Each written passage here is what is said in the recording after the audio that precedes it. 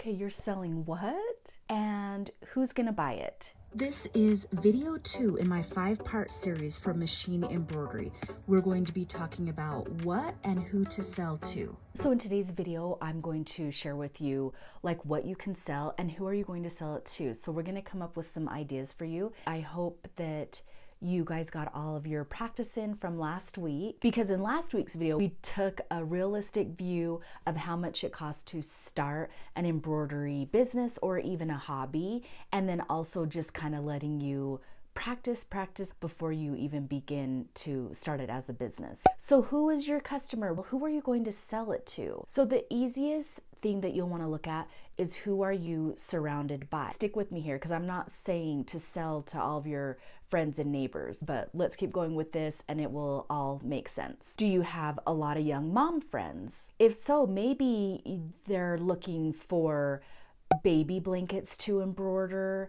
You could do baby bibs, onesies, cute gifts for kids. Oh, that is one thing that sells so much. I know Angelina, her embroidery channel, she does a lot of applique for like first birthday, second birthday, third birthday. That could be a fun niche that you can get into. The reason why you're wanting to think about like your personal network and things like that is because you're gonna need a lot of practice, and then also you're gonna want examples. You might be giving them to them for free in exchange for a picture, or even making them to get your own picture and then giving them to them as a gift. Like, do you have kids in school? Because then maybe like you're surrounded by parents who also need school gear embroidered.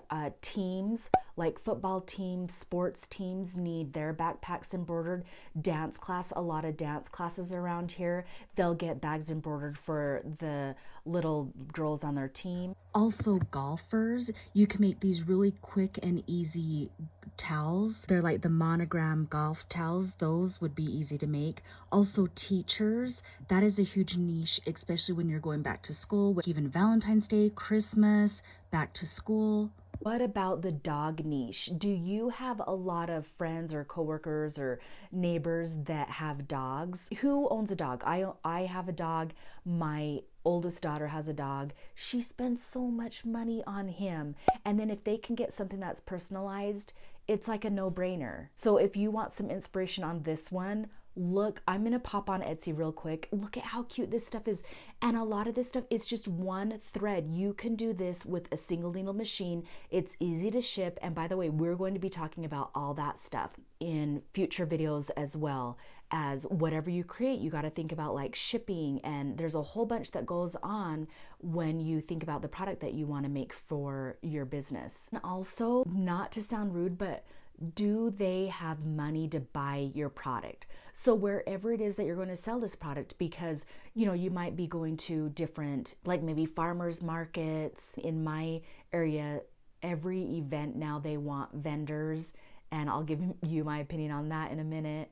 But you need to make sure that your market can afford whatever that you're selling. This mama sweatshirt is a good example. I sell mine for $42. There's others that I have seen, like even in Facebook forums, like we all talk, and a lot of people say, nobody's buying my mama sweatshirts. Nobody can afford a $42 sweatshirt.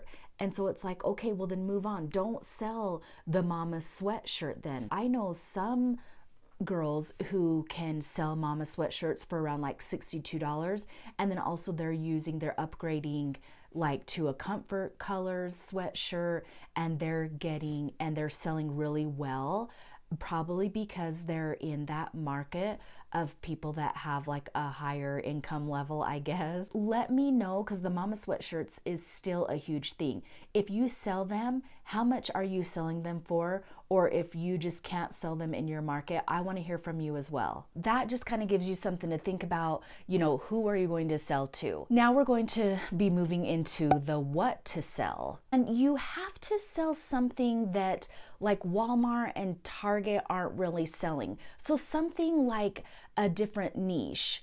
My mind's going blank to some of the generic stuff that they sell. I'm going to contradict myself, but if they sell something that just says mama, embroidery is a little bit different because they don't offer a lot of embroidery, but hopefully you get what I'm saying. You just have to come up with like a niche, something that they can, this is a better way to explain it, because why would they spend like $30 on a t-shirt or a sweatshirt when they can get it at Walmart or Target for like, I don't know, sometimes they sell t-shirts there for like $8, or you can get a sweatshirt for probably $22. Anyways, try not to compete with them. You want to sell unique items.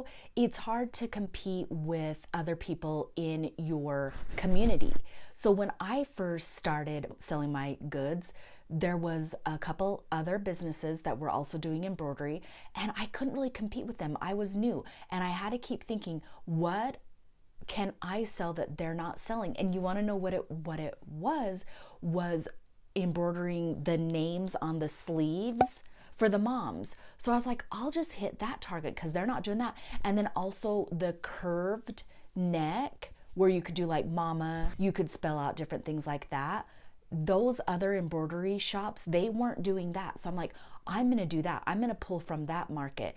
And then of course the mama applique sweatshirts, I did that because those were kind of bigger embroidery shops. They were hitting mostly the businesses. I wanted to also get work from other small businesses, which I do now, but I couldn't just jump right into that.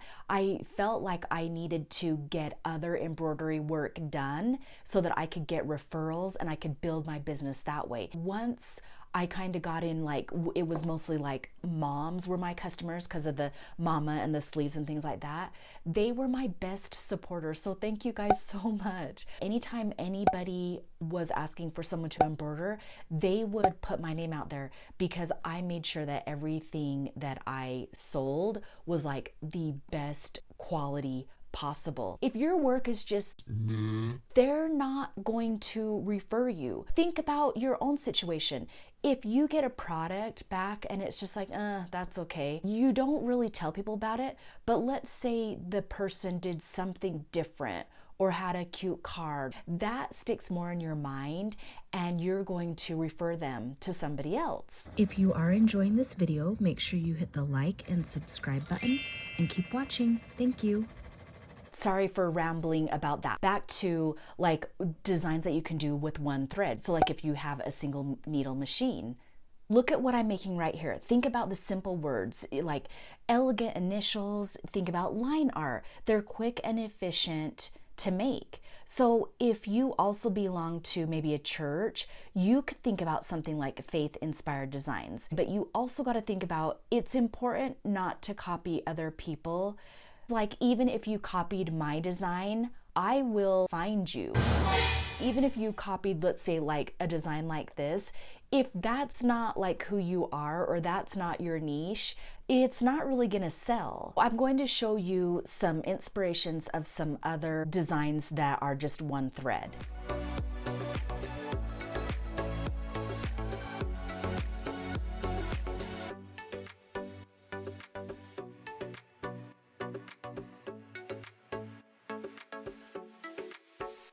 Now, if you have a single needle machine, I don't think you're gonna wanna do designs like this to sell. I mean, you would be sitting at your machine for like an hour and a half. I don't know, maybe I'm exaggerating. What do you think? How long do you think it would take you to stitch this out on a single needle machine? And then you're like, oh my gosh, that took me so long to make. Let's say it took you an hour and a half. Let's say it took you 2 hours to make. So you're like, well, I want to charge, I don't know, like $50 for this. But is anybody going to pay $50 for this bag? I mean, now that I say it, like maybe people would pay $50 for this bag, or they could just get something like this at like Target or Walmart for half the price. So you want to think strategically your time versus how much are they going to really pay for that. So I have a multi-needle machine. It's just 6 needles. When I think about making designs that have like different colors in them, I'll show you this really cute dog design. I never go more than 6 colors. I always strategically place my thread colors in different areas. So like what else can be pink? So instead of doing like a red bow and then a pink snowflake. I try to combine the colors as much as I can. I bought this squirrel design. This is not something that I would sell in my shop because, again, I feel like it takes too long to stitch out. How much do you think I could get? Like, I would want to sell this shirt for probably like $40. I can't remember how long it took me to stitch out, but the memory sticks in my head that it was long, and I was thinking, I'm not going to do this again. But I made this for a very special friend when we go hiking. She loves squirrels. And so I thought this one was so cute that I made for her. But I don't think anybody would pay $40 for this shirt. I mean, what do you think? I do see designs like this that sell on Etsy. I'm really curious. So I popped on Etsy here and I'm trying to see how much would a squirrel sweatshirt cost. And here's one that's kind of got like some multicolors. Okay, so yeah, they're charging $45 for, okay, the hoodie is about $55. The crew neck, yeah, the crew neck is going to be about $45 to purchase this kind of design. Sorry, I'm working on this t-shirt as I'm talking to you guys, but I want to share with you some designs that I came up with that have a few colors in them, less than 6 colors. They're fast to stitch out and they're really cute designs.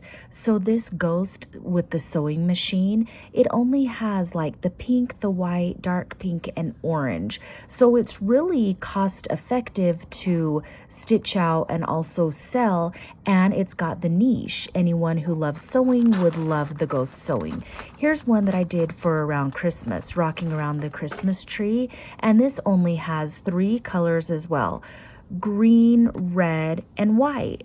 And then another one that I sell is this Highland cow. This one stitches up really fast. It's just a small design, and it has, let's see, 5 colors because it's got the red, the white, the dark brown, the black, and the light brown color. And this is another bestseller in my shop, and it doesn't take that long to stitch out. So those are just some great examples that you'll want to think about what you want to offer in your shop. Here's this one that I just finished, and I love this design. It says praise him. I'll probably offer it in a few different t-shirt colors, and I also stitched one out in this really pretty chocolate brown sweatshirt color. Okay, so here's my t-shirt. It's 1 thread color, super simple saying, fast to stitch out. Just think of like, what is something that could relate to you and your ideal customer. I think it's a great design. So I hope I have inspired you. So to recap, think about who your ideal client is.